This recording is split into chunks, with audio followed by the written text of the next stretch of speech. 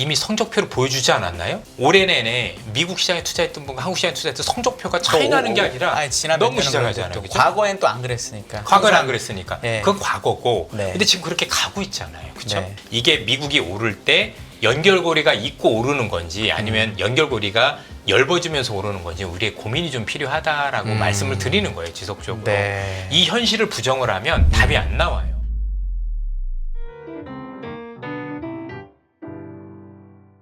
이사님, 네. 하늘도 울고 우리 그러게요. 마음도 울고 그러니까요. 계절도 울고 있습니다. 날씨도 추워졌습니다. 그러죠, 네. 말이에요. 네. 아니 뭐 저희 준비한 소식도 해야 하지만 항상 하소연을 하게 되는 것 같은데 왜 이렇게 국장이 어려운 거예요?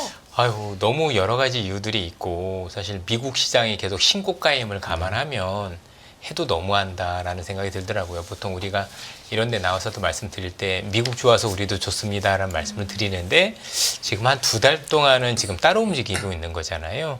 뭐 궁극적으로 참 많은 이유들이 있는 것 같아요. 우선 시가총액 1위 기업이 무너지고 있다는 사실, 삼성전자가 안타깝게도 최근에 실적 부진이라든가 또 여러 가지 우려가 있다 보니 오늘도 보니까 외국인들이 삼성전자를 정말 많이 팔았더라고요. 제가 생각한 것보다 훨씬 더 많이 팔고 있다고 생각을 하는데 어쨌든 전자의 부진이 전체적으로 시장 부진하고 연결돼 있다 이렇게 보셔도 될 것 같고, 그 다음에 또 할 수 있는 얘기들이 뭐냐면 지금 움직이고 있는 시장의 원동력하고 우리하고 상관이 없는 것도 문제인 것 같아요. 무슨 말씀이냐면 지금 미국 시장이 굉장히 좋은 이유 중에 하나가 누가 뭐라고 하더라도 지금 시장은 AI라는 성장 엔진이 시장을 이끌고 있는데 우리는 AI가 없잖아요, 사실. 저는 여기서 앞으로 시장에서 굉장히 이게 주는 함의가 크다고 생각을 하는 게 지금 미국 시장과 관련해서는 단순히 올해가 아니라 하더라도 내년, 내후년 또는 얼마 후에 AI와 관련된 버블 가능성도 있다라고 얘기를 하잖아요. 네. 근데 우리는 거기서 비껴나가는 거죠. 우리는 AI가 없으니 관련해서 버블을 할 수 있는 종목들이 없지 않습니까? 삼성전자 가지고 AI 얘기할 수도 없을 거고, 그러다 보니까 전반적으로 뭔가 우리 전체적으로 봤었을 때 글로벌 시장에서 뭔가 성장 엔진이 있었을 때 우리가 처음으로 여기에 끼지 못한 것 같아요. 뭐 보통 우리가 중국 좋아질 때도 우리도 좋아졌고, 또 플랫폼이라는 경제가 발달할 때도 우리도 뭐 네이버도 있었고 카카오도 있었고 꽤 같은 걸음을 갔는데 뭔가 AI라는 새로운 성장 동력이 나오고 나서는 아주 몇 종목들, 예를 들면 하이닉스라든가 몇 종목 정도나 약간 그것도 설비 투자와 관련해서 뭔가 약간 거기에 관련해서 있었을 뿐 진정한 AI 관련주는 사실은 없다라고 봐야 되잖아요. 그러다 보니까 여기에 따른 어떤 부분도 저는 굉장히 작용하고 있다라고 보여지고요. 마지막으로는 국내 체력도 굉장히 많이 안 좋은데 최근에 아직도 결론을 내지 않는 금투세 논란과 관련해서 투자자들의 어떤 패닉 현상 이런 것들도 저는 영향이 있었다라고 생각을 합니다. 제가 본문 들어가기 전에 요거 너무 여쭤보고 싶었는데 원래는 이제 엔비디아가 이렇게 주가가 많이 오르면 그 엔비디아 드디어 신고가를 갔거든요. 그러면 뭐 SK 하이닉스도 오르고 뭐 예를 들어 한미반도체나 관련된 장비주도 오르고 했었는데 지금은 그런 모습이 없어진 지가 꽤 많이 됐고 심지어 미국의 마이크론 같은 경우는 지난달에 꽤 많이 올랐거든요. 그럼 마이크론이 오르면 하이닉스도 비슷하게 오르긴 했는데 그 밑에 장비주로는 지금 전혀 움직임이 없어요. 이 괴리가 나타난 걸 어떻게 해석하세요? 이게 되돌아올 건지 아닌지에 대해서 판단을 하면 국장을 바로 판단할 수 있기 때문에 이게 향후 버전과 관련해서 장비 업체들의 다변화가 시작되는 것 같아요. 어떻게 보면 지금까지 움직였던 장비주들은 기본적으로 독점적 구조였었잖아요. 한미도 마찬가지였을 거고 그랬는데 최근에 일부 소식이 들리긴 했지만 그 다음 버전부터는 이미 독점이 무너졌죠. 그죠? ASMPT라는 회사가 들어오기 시작을 했고 결국은 그 독점이 무너졌다는 얘기는 이전에 비해서 독점에 대한 프리미엄이 사라진다는 얘기가 될 거니까 이제는 좋다고 해서 뭐 나쁠 건 없지만 그렇다고 해서 이전처럼 같이 움직이는 흐름은 아닌 게 좀 많이 달라지고 있는 것 같고요. 나중에 이제 어느 시점인가 모르겠지만 삼성전자 혹시 잘할 수도 있을지 모르겠는데 나중에 또 잘한다라고 보면 하이닉스도 비슷한 길을 걸 수밖에 없는 그런 상황이라고 보여지는 것 같아요. 물론 그건 지금 단순히 얘기하기는 어렵지만 어쨌든 전체적으로 지금 AI와 관련해서 엔비디아의 독점은 깨지지 않았으나 나머지 하부단에서는 이미 독점적 구조가 1차 움직일 땐 가능했는데 지금부터는 그게 깨지기 시작하면서 거기에 대한 어떤 프리미엄이라든가 또는 이제 단가 인하 압력도 좀 있겠죠. 그렇죠? 그러니까 여전히 비싸긴 받지만 이전에 받았던 그런 영업률을 기록하지 못할 수 있는 그런 우려들이 지금 작용하고 있는 것 같습니다. 네, 알겠습니다. 몇 가지 질문을 가지고 네. 저희가 일부 이제 이사님께 궁금한 점들 여쭤봤는데 준비한 소식으로 일단 또 예. 가닥을 잡아가 보도록 하겠습니다. 고물가, 고금리 저희가 이야기한 지가 꽤 됐는데 예상보다 또 이 기간이 길어질 수 있다 이런 이야기가 나오고 있습니다. 왜 그런 이야기가 나오는 거고 또 이사님 의견은 어떠신지까지 한번 들어보죠. 일단 기본적으로 경제가 좋기 때문입니다.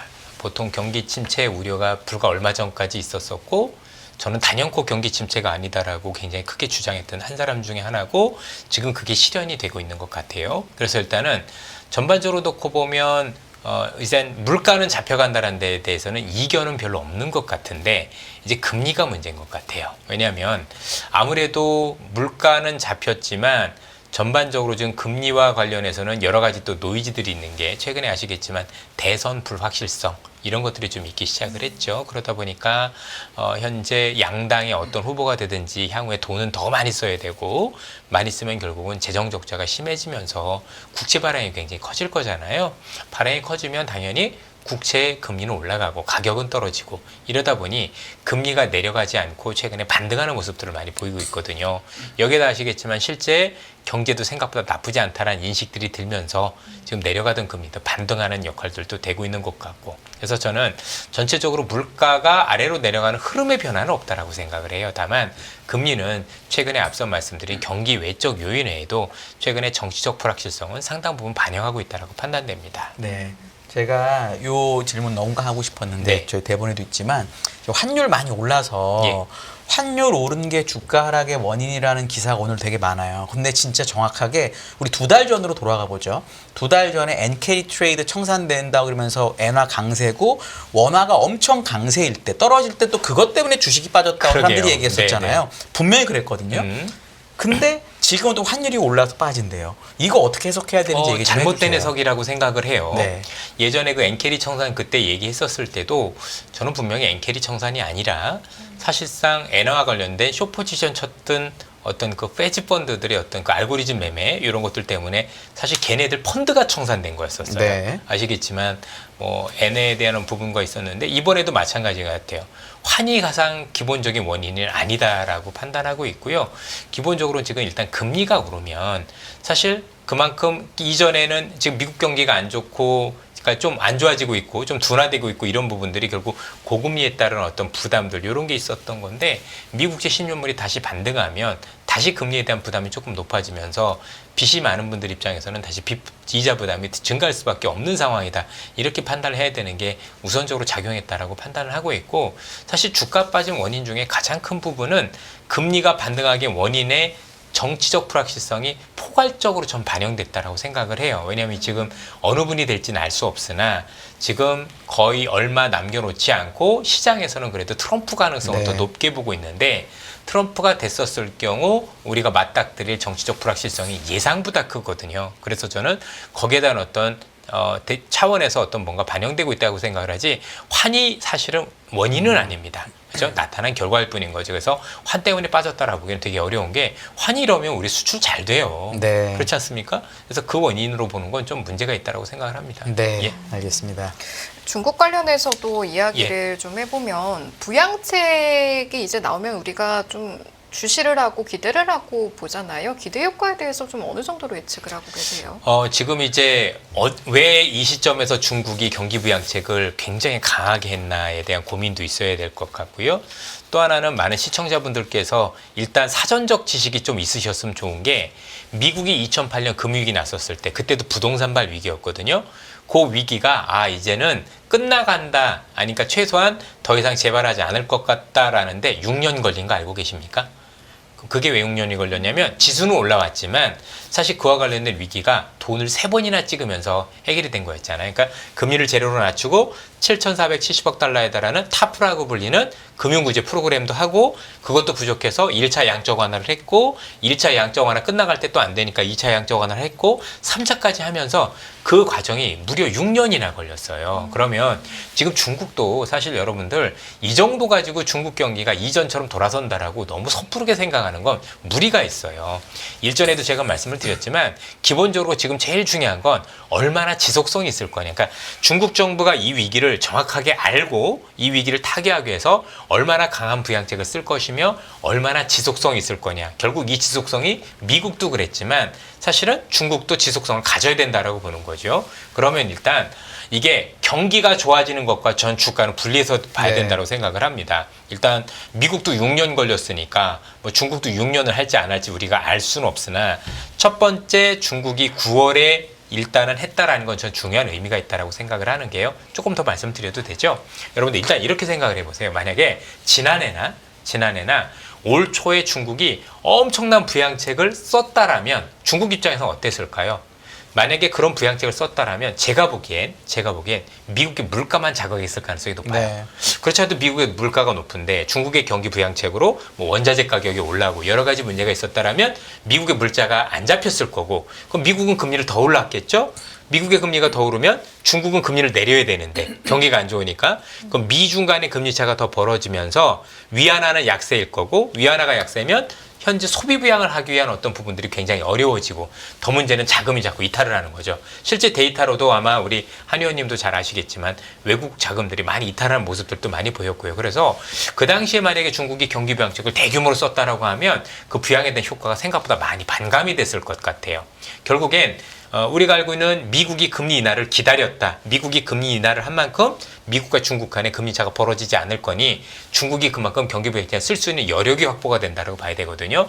그런 측면에서 이번에 굉장히 강하게 썼다라고 보여지고요. 시진핑 주석이 직접 나섰다는 것은 굉장히 중요하고 또 하나는 전방위적으로 즉 재정정책, 통화정책, 주식과 관련된 부양책을 동시에 썼다라는 건 굉장히 의미가 있다라고 생각을 해요. 그러면 일단 산술적으로 우리가 생각할 수 있는 건 뭐냐면 일단 미국이 언제까지 금리를 내리지 정확하게 알 수는 없지만 최근에 점도표를 찍은 거 보면 내후년까지 돼 있더라고요. 그래서 네. 2.9까지 가는 걸로 네. 그러면 최소한 중국의 부양책은 올해, 내년, 내후년까지 이어진다는 거에 대해서는 우리가 일단 사실로 봐야 될 것 같다라고 보여지고요.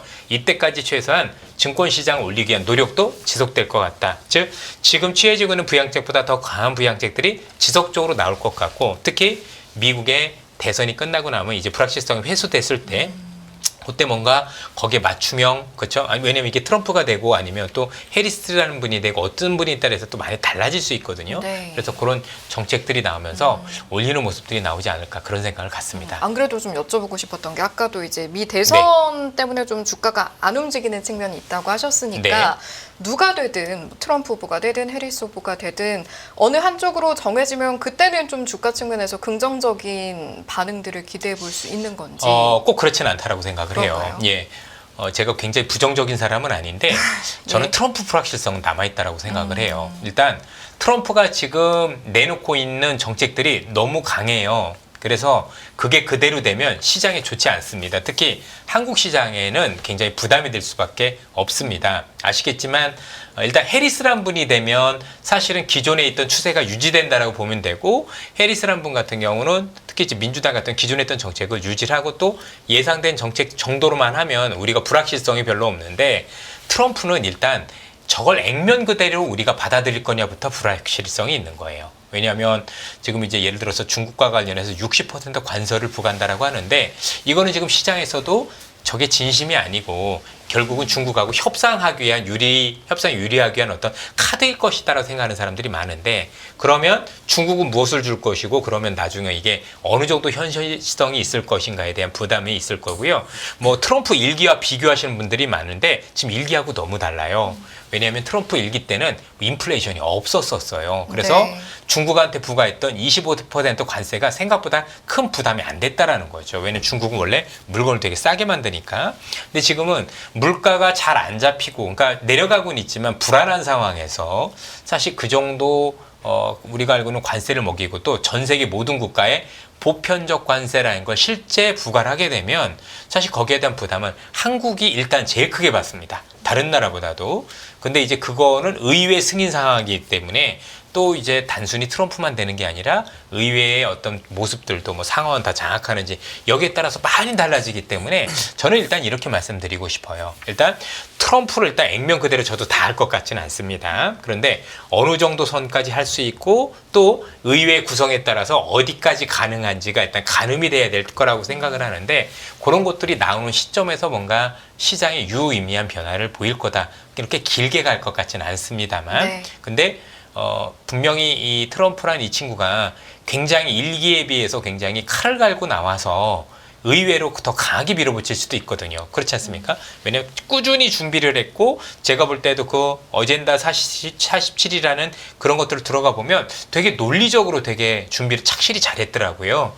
그럼 이거를 단순히 딜용으로만 하는 건지 그걸 잘 모르겠어요, 일단은. 그래서 일단 된다 하더라도 즉시적으로 불확실성이 해소가 되는 게 아니라 현재 트럼프가 얘기한 이 공약들이 실제 어느 정도까지 실현 가능성이 높고 어느 선까지 하려고 하는 의지를 보이는지를 우리가 일단 봐야 어느 정도 불확실성에 대한 부분이 가미가 가능하겠다라고 생각을 합니다. 네. 이제 반도체 얘기 좀 해보려고 하는데 제가 요즘 좀 주목하는 게 뭐냐면 중국의 과창판 지수라는 게 있습니다. 네. 과창판 지수에 엄청나게 반도체 기업이 많아서 네. 사실은 과창판 지수는 반도체 지수라고 봐도 거의 뭐 틀림없거든요. 근데 과창판 지수가 한 달 동안 50%가 5% 아니고요. 50%가 넘게 올랐어요.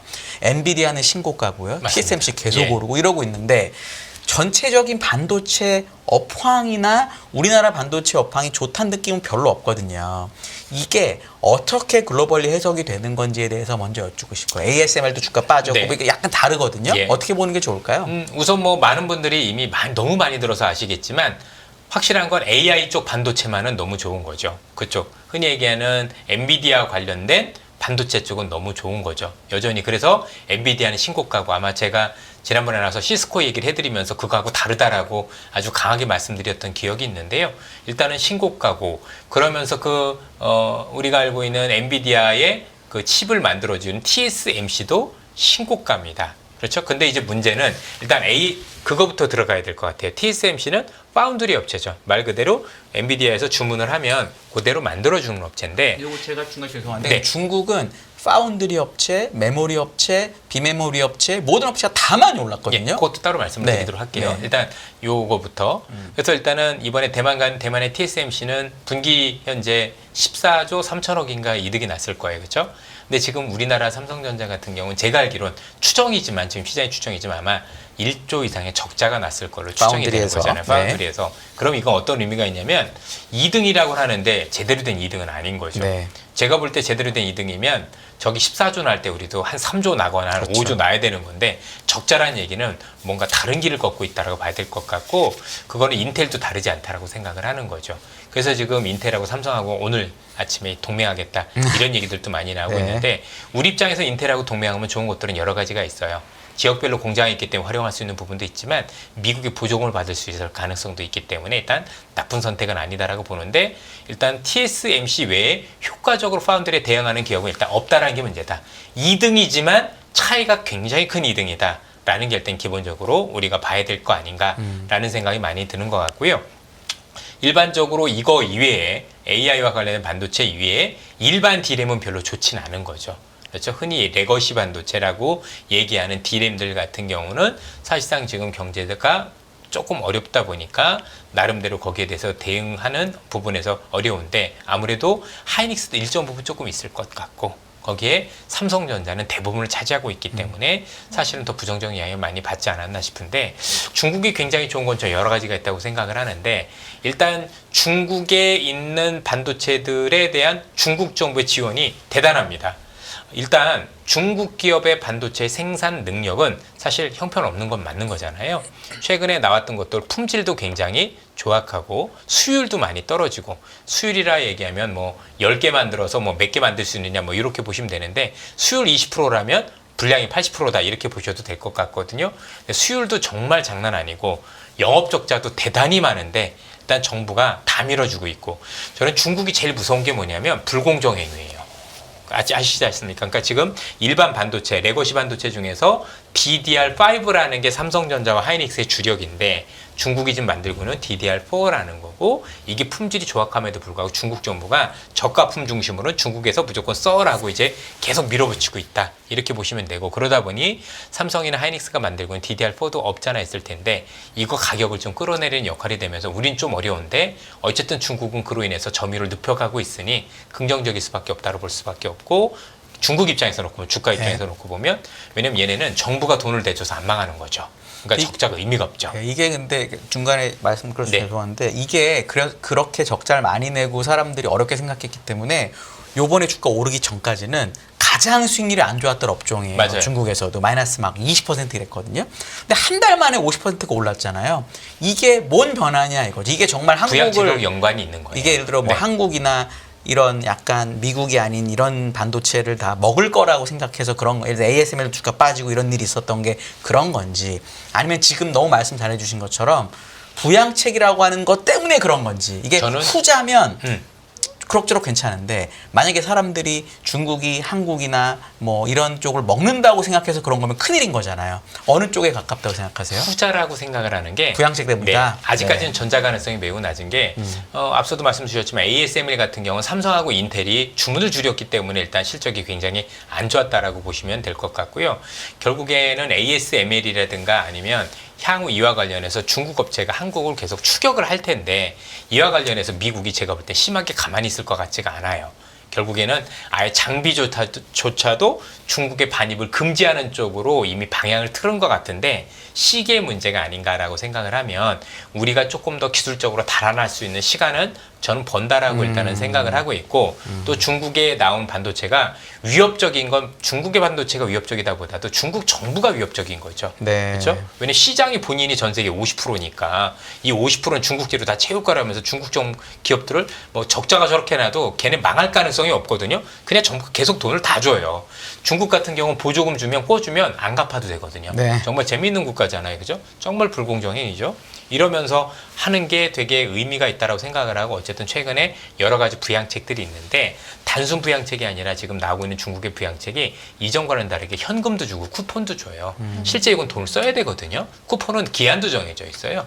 그러면 이런 것들을 쓰고 나면 이전보다 뭔가 좋아지지 않겠느냐, 어떤 기대감들, 이런 것들인 거지, 실제 이게 올라서 한국이나 아니면 미국에 있는 기업들을 바로 위협하는 정도까지 뭔가 시작이 되어서 주가가 움직였다라 판단하지는 않습니다. 알겠습니다. 다 망했으면 좋겠습니다. 네. 아, 네. 네.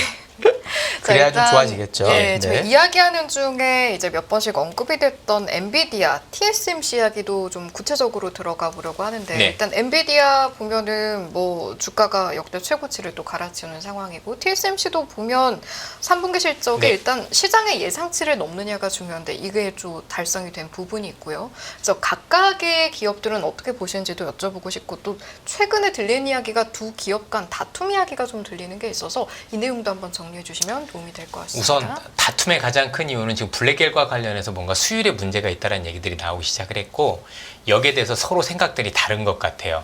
예를 들어서 엔비디아는 TSMC한테 야 니네 공정상에 문제가 있어서 후공정 문제가 있느냐라고 얘기했던 거고, TSMC는 뭔 소리야, 니네 설계가 잘못된 거야. 지금 이러고 있는데 누가 이길까요? 무조건 TSMC가 이깁니다. 네. 대안이 없기 때문에. 그렇죠? 만들어줄 데가 없어요. 지금 TSMC는 지금 한마디 하는 거죠. 꺼져. 지금 이렇게 얘기하고 있는 거거든요. 그래서 싸워도 안 되는 거죠. 마치 저하고 저희 와이프의 관계라고 보시면 되겠습니다. 싸워도 제가 맨날 지금 네.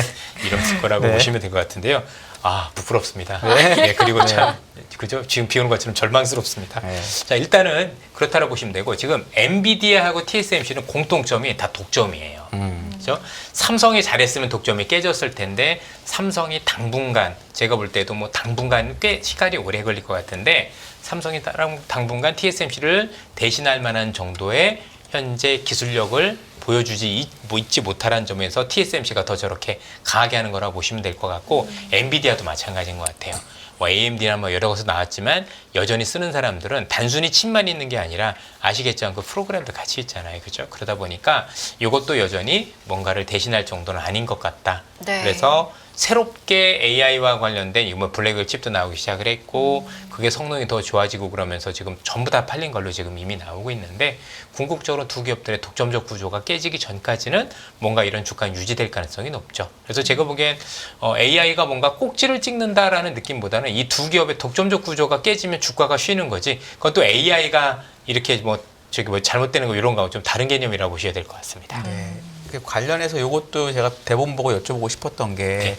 우리나라에 이제 리노 공업이라고 하는 이 테스트 잘합니다. 관련 소프트웨어 정말 좋은 예. 회사라고 우리가 알고 있잖아요. 근데 주가는 좀 많이 빠지긴 했지만 그거랑 비슷한 일을 하는 대만 회사가 상장이 돼 있습니다. 근데 얘는 PER을 제가 보니까 70몇 배더라고요. 물론 TSMC 납품을 하는 거지만 여기는 TSMC에도 납품을 하지만 다양한 곳에 납품을 하는데 밸류에이션이 그거보다 훨씬 싸잖아요. 그럼 결국은 반도체 장비 업체가 됐든 뭐가 됐든 간에 TSMC에 납품하냐 안 하냐를 가지고 이렇게 시장이 평가를 달리해 주는 건데 이게 계속 될까요? 원래는 다양하게 납품하는 회사가 훨씬 좋은 거거든요. 근데 지금은 약간 그렇게 돼 있지 않아서 왜냐하면 지금 다양하게 납품하는 애들이 다 안 좋잖아요. 그래도 뭐 엔비디아도 하고 조금씩은 다 전부 그쵸? 거의 다 예. 하거든요. 이런 거 사실은 그래서 웬만한데. 저도 굉장히 좋은 기업으로 알고 있는데 최근에 네. 리노공업은 너무나도 우리나라에서 훌륭한 기업이잖아요. 네. 그럼 이 기업들 같은 경우 사실 최근에 올랐던 거는 온 디바이스에 대한 기대가 있었던 거거든요. 네. 결국 휴대폰이든 아니면 우리가 알고 있는 이 컴퓨터든 여기서 뭔가 AI가 됐었을 때 온 디바이스 관련을 가장 수혜주다라고 생각을 하고 있었던 건데 그럼 제가 볼 때는 그런 것 같아요. 이 리노공업은 좀 시차를 두고 움직일 가능성 지금은 당장은 아니지만 누가 보더라도 온 디바이스는 안 될 수는 없는 거잖아요. 결국 이게 이 기술이 개발이 되고 이 우리가 쓸 때 되면 어떤 식으로 쓸 수 있는 방법은 컴퓨터를 통하거나 아니면 휴대폰을 통하는 방법밖에 없다라고 보면 결국은 이게 올해냐 내년이냐 그 차이인 거지 결국은 시간을 두고는 어떤 식으로든 이루어진다라고 보면 뭐 시차의 문제인 거지 너무 그렇게 나쁘게 볼 필요는 없는 것 같습니다. 대만 회사가 TSMC에 납품한다는 이유로 엄청나게 올라 있는데 얘는 TSMC에는 조금만 납품하고 나머지를 많이 하니까 상대적으로 사람들이 당연하죠. 저평가를 네, 하지만 그렇습니다. 많이 납품하는 게 좋은 거고 어차피 이거는 트렌드이기 때문에 뭐 미국, 한국, 대만 차이로 너무 걱정하지 말라 이렇게 받아들이면 될까요? 현재는 그렇게 해야 될 것 같고 근데 재밌는 게 우리나라에도 일부 기업들 같은 경우 TSMC에 독점적으로 이렇게 되는 기업들도 있는데 네. 그것도 주가는 안 움직이더라고요. 전체 매출에서 비중이 작거나 이럴 수 있겠죠. 그럴 수도 있는데 네. 오로지 그것만 하는 회사도 있어요. 네. 근데도 불구하고 주가 안 움직이는 거 보면 한국에 대해서는 뭔가 조금 이제 아쉽게 생각하는 부분들도 없잖아 있긴 있는 것 같아요. 대만 어쨌든 TSMC 땡겨주니까 예, 다 조금 엄청 다른 것 같고 가더라고요. 지금도 보면 아까도 보셨겠지만 TSMC가 엔비디아 향으로 독점으로 하니까 되는 것처럼 지금 거기에 있느냐 없느냐 차이는 전 너무 크다라고 생각을 합니다. 그러나 네. 시간이 지나면 충분히 바꿀 수 있다. 바꿀 수 있다라고 생각이 들죠. 예. 네. 저희가 이제 독점적 연결고리 이야기를 하고 있으니까 뭐 앞서 저희 엔비디아의 신고가 이야기, 최고치를 갈아치웠다 뭐 이런 이야기도 나왔었으니까 여기에 대한 독점을 연결져 보면 저 SK 하이닉스를 좀 떠올려 볼 수가 있을 거고요. 또 SK 하이닉스의 독점적인 부분을 떠올려 보면 한미반도체 생각하시는 분들 많으실 겁니다. 그러면 주가도 연계해서 계속해서 좀 긍정적으로 봐도 된다 이런 결론도 아니요, 가능할까요? 기업별로 이미 달라진 게 앞서도 설명드렸지만 이미 하부단에서는 독점 구조가 다 깨지기 시작을 했어요. 그쪽에서는 특히 최근에 마이크론도 되게 HBM을 잘하는 거 나와 있거든요. 그러면 이전만큼 바뀌는 쉽지는 않겠죠. 그래서 그쪽은 이미 뭔가 경쟁 구도가 되기 시작했다라는 점들이 이 상부하고 조금 이제 다른 모습들인 것 같아요. 네. 예. 알겠습니다. 그래서 최근에 뭐 한화인더도 뭐 얘기가 나오고 뭐 그죠? 얘기 많이 예, 있더라고요. 또 그 뭐 장비를 했네 안 네. 했네 뭐 말이 많더라고요. 대만의 ASMPT 이런 네. 얘기도 나오고 있고 그 얘기는 뭐냐면 이미 하이닉스도 장비를 다변하고 싶은 거예요. 그게 결국 하이닉스가 다변하면서 얘를 선택하는 얘를 선택하는 이랬던 거잖아요. 그 움직임 자체가 그 기업들한테는 일단 불리한 거죠.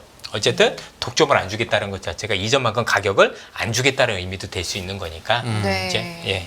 지금 아까 그럼 SK 하이닉스를 추가로 여쭤보면 어쨌든 이 HBM의 대부분을 제가 IT 전문가가 SK 아닌데 너무 그래도 그렇게 잘하시니까 SK 하이닉스가 워낙 많이 하고 마이크론이 조금 하고 나머지는 없는데 지금 웨이퍼 기준으로 보면 내년에 아마 중국의 창신 반도체가 전체 10%쯤 된대요. 물론 그거는 HBM 빵이겠지만 예.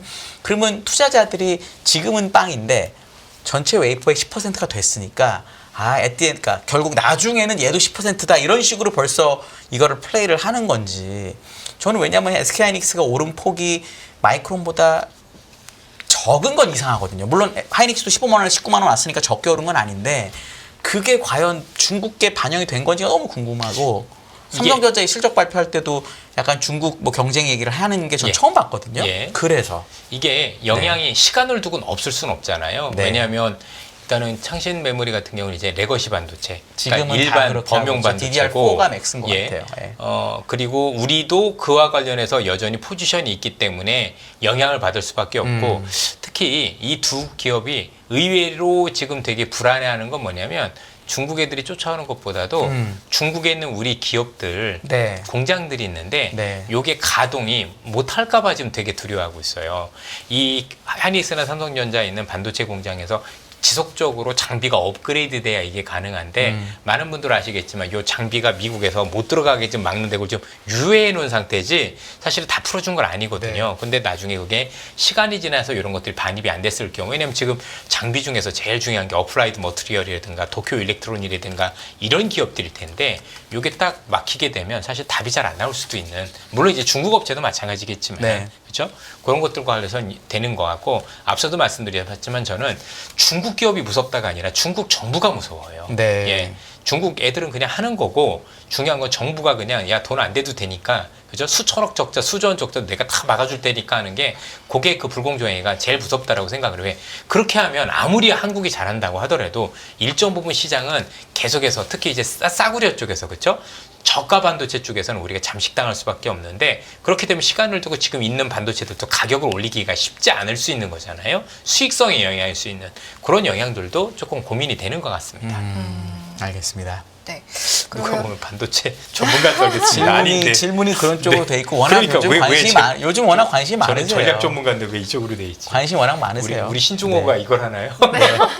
아니, 그러면 이제 전략적으로 한국 증시와 미국 증시에 대해서 뭐 이야기하면서 충분히 힌트가 되긴 했지만 조망해 보는 시간을 좀 가져본다면, 일단은 한국 증시의 방향성, 지금이 벌써 10월 말이니까요. 11월, 12월 하면 이제 2개월 정도 남았거든요. 남은 2개월의 시간은 방향성을 좀 어떻게 개인 투자자들이 잡아가야 한다고 보세요? 우선 전자는 싸도 너무 싼 것 같아요. 어쨌든 참 그쵸. 안 좋다라는 건 모르진 않는데 그걸 다 모르는 사람들은 없고, 일단 전자가 뭔가 바뀌기 위한 어떤 노력들을 많이 하고 있는데 뭐 안 좋다 하더라도 그 주가는 지금 너무 싸다라는 측면에서, 다만 외국인들이 멈추지 않기 때문에 좀 아쉬운 점들이 있는데, 그래서 뭐 일정 부분 여기서 뭐 추가 하락할 수도 있겠지만 조만간은 그것 때문에 뭔가 우리가 추가적인 변동성은 조금 제한될 가능성이 높아 보이긴 하는데, 문제는 뭐 시작전에도 우리 한영권이만 잠시 얘기를 나눴지만 저는 미국이 조금 쉬어갈 때가 된 것 같아요. 네. 지금 6달 이상 올랐는데요. 6개월 연속. 피로감도 굉장히 크고,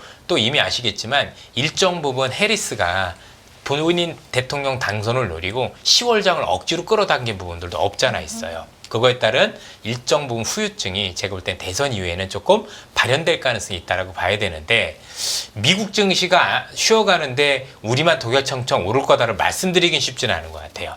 만약에 그러려면 뭔가 막 중국의 부양책이 대단히 커서 이거 위의 것들이 있다라면 모를까, 꼭 그렇지는 않을 것 같아서 우리도 똑같이 변동성에 노출될 가능성이 있다라고 판단되는데, 올해 내내 그런 모습을 많이 보였지만 지수 투자는 미국이 맞는 것 같고 한국은 종목이나 산업별로는 그래도 괜찮은 것들이 있으니 네. 이렇게 투자를 이분법으로 가져가야 되지 않을까. 이미 한국의 지수 투자가 몇 년 전부터 이전만 못 하거든요. 예전에도 박스피라고 한참 그랬던 적이 있었던 것처럼, 그랬을 때는 통상적으로 우리나라 산업은 중국에도 절반이 가 있고 미국에도 가 있기 때문에 어느 한쪽만 안 좋으면 안 좋은 모습들을 많이 보였잖아요. 그래서 네.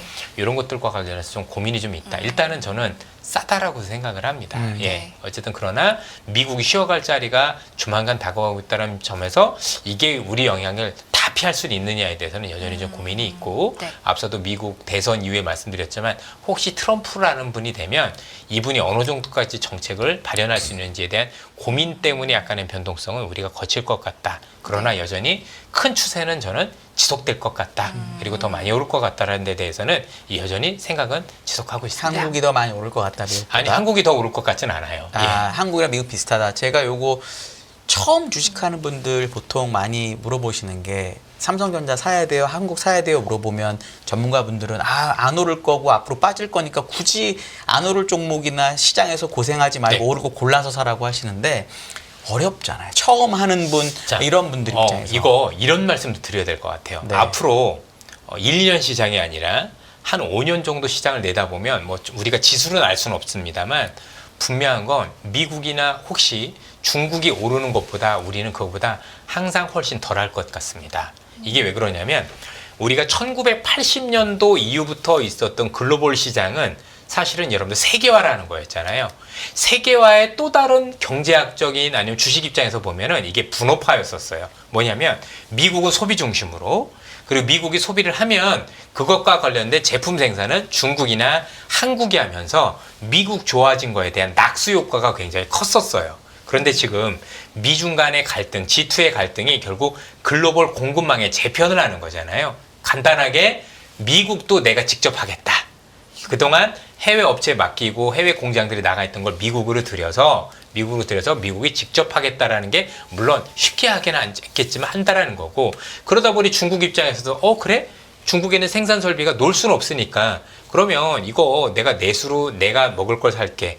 간단하게 앞으로 중국과 미국이 좋아도 이 미국과 중국이 좋은 낙수 효과가 우리 한국 경제 입장에서 이전만 못해지는 거예요. 연결고리가 계속 약해지는 게 흔히 얘기하는 지금 미중 간의 어떤 공급망의 변화라고 봐야 돼요. 그래서 이전에 미국 좋으니까 한국도 계속 좋을 거다, 중국 좋으니까 한국도 좋을 거다라는 이 연결고리가 계속해서 끊어지고 있어요. 이번 같은 경우도 중국 저렇게 부양책 얘기를 해도 우리 중국과 관련 기업들이 이전만큼 주가가 땡겨지지 못하잖아요. 왜? 이젠 중국이 다 하고 있으니까. 이거 정말 잘 고민하셔야 되거든요. 근데 그래도 계속해서 비교를 하게 되는 건 예전에는 그게 연결성이 있었던 때가 있기 때문에 또 계속 비교를 하게 불과 되는 2, 3년 건데 전까지요. 네, 근데 이제는 그런 상황이 앞으로도 요원해졌다 이렇게 보시는 앞으로 건가요? 갈수록 더 합니다. 갈수록 더 거기에 대한 연관성이 많이 떨어져요. 여전히 아직은 있는데 네. 그게 조금씩 퍼센트가 낮아지는 거예요. 그 공장이 미국으로 갈수록 그럴수록 또 중국도 역시 마찬가지일 거고, 대표적인 게 화학도 대표적이잖아요. 예전에 우리 걸 무조건 중간적으로 가져갔는데 지금 같은 경우 중국도 화학의 자립도를 이루고 나니까 이전만큼 우리의 어떤 그 여러 가지 기초유분 이런 것들을 가져가지 않는 모습 보이니까 뭐 중국이 당연히 뭐 안 좋아지면 뭐 이제 공급단에서 공급광이 해소되니까 좋아지는 정도지 뭔가 거기가 좋으니까 우리가 거기에 대한 낙수 효과를 노린다라고 얘기하기는 어려워요. 그래서 지금 많은 분들이 자꾸 1980년대 이후에 데이터를 갖춰놓으면 앞으로 중시 전망이 틀릴 가능성이 100%예요. 그걸 하지 말아야 될 분석이에요. 이제 연결고리가 끊어지기 때문에 이제는 따로따로 봐야 돼요. 그러니까 올해 우리 시장에서도 오른 종목들 한번 잘 봐보세요. 이쪽과 연결고리가 전혀 없는 산업들이 좋았죠. 예컨대 대표적인 게 제약바예요. 그렇죠? 아주 연결이 없는 건 아니지만 이거하고 다른 거잖아요. 그 다음에 여러분들 방산도 마찬가지였고, 밸류업은 우리만의 또 그런 거였었지 않습니까? 요 소외 업종이 제일 좋았는데 이건 지금 우리가 미국의 AI라든가 아니면 이런 모습들하고는 조금 다른 성격의 움직였다라고 놓고 보면 뭔가 하나씩 따져서 우리도 여전히 좋은 기업들도 있을 거고, 또 여전히 미국이나 중국이 좋으면 역시 수혜를 볼 수 있는 기업들이 있는 건 사실이지만 네. 우리가 기존에 봤었던 연결고리와는 점차 이런 것들이 차단이 되어 간다라고 생각을 하고 시장을 바라보셔야 될 것 같다라는 거죠. 그러면은 말씀 들어보시면 국장을 해야 될 이유가 세금 빼고 하나도 없어지거든요. 많이 줄어드는 거고요. 개별 종목 예를 들어서 예. 방산 얘기하셨는데 그 내가 방산 종목을 고르는 게 되게 힘들 수 있잖아요.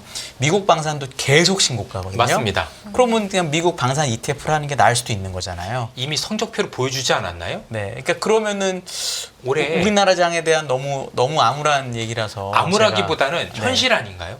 네. 아니 올해 내내 미국 시장에 투자했던 분과 한국 시장에 투자했던 성적표가 차이 나는 게 아니라 아니, 지난 너무 몇 년은 시장하잖아요. 그래도 그죠? 과거엔 또 안 그랬으니까. 과거는 항상- 안 그랬으니까. 예. 그건 과거고. 네. 근데 지금 그렇게 가고 있잖아요. 그렇죠? 네.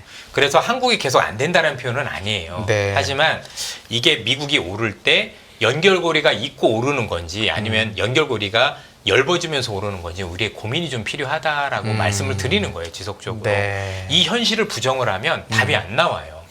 아니 이렇게 계속 매력이 떨어지는데 더 네. 매력 떨어지게 금투세 하자라는 건 대체 좀 뭔지 이해를 할 수가 없어요. 네. 그래서 좀 현실을 좀 오히려 좀 정치권에서 알아주셨으면 합니다. 알겠습니다. 네. 자, 최근의 시장을 분석해보고 또 다음 시장을 그려보는 시간이었습니다. 1부 여기서 마무리할 거고요. 오늘 1부는 이선엽 신한투자증권 영업부 이사님과 함께했습니다. 고맙습니다. 예, 감사합니다. 감사합니다.